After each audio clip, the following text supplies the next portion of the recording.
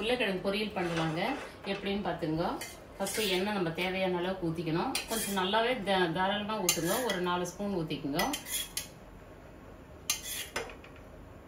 ஊற்றியாச்சு. எண்ணெய் நல்லா காயிட்டோம். உருளைக்கிழங்கு ரெசிபி வந்து ரொம்ப ஈஸிங்க. எண்ணெய் நல்லா காயிட்டா கடுகு போட்டுக்கலாம். ஜீரகம் போட்டுக்கலாம்.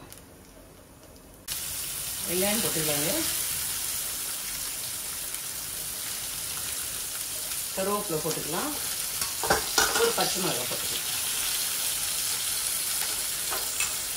இஞ்சி பூண்டு இடித்து அதையும் போட்டுக்கலாம். நல்லா வதக்கி போட்டுங்க.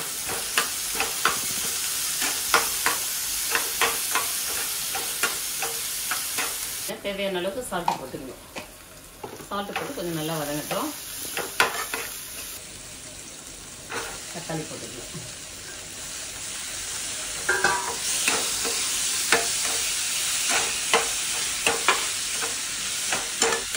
தக்காளி போட்டு நல்லா வதங்கட்டும். தக்காளி வதங்கிறதுக்குள்ளவே அந்த தக்காளி வதங்கிறதுக்குள்ளவே இந்த உருளைக்கிழங்கு அதில் போட்டுக்கலாம். தண்ணி ஊற்றக்கூடாதுங்க.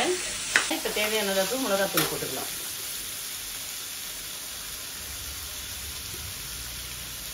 அவ்வளோதாங்க. இப்போ இதை நல்லா கிளறி கொடுக்கணுங்க. இதிலே கிளறி கொடுக்கணும். தண்ணியெலாம் ஊற்றக்கூடாது. இந்த பொரியல் வந்து அவ்வளோ டேஸ்ட்டாக இருக்கும். இந்த மாதிரி செஞ்சு பாருங்கள். இது அப்படியே வதங்கட்டும். மூடி மட்டும் போட்டு விட்டுருவோம்.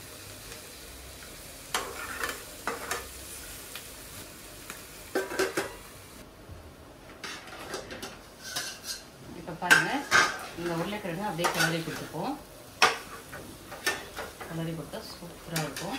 உருளைக்கிழங்கு இந்த மாதிரி செஞ்சு பாருங்கள். செம்ம டேஸ்ட்டாக இருக்குங்க.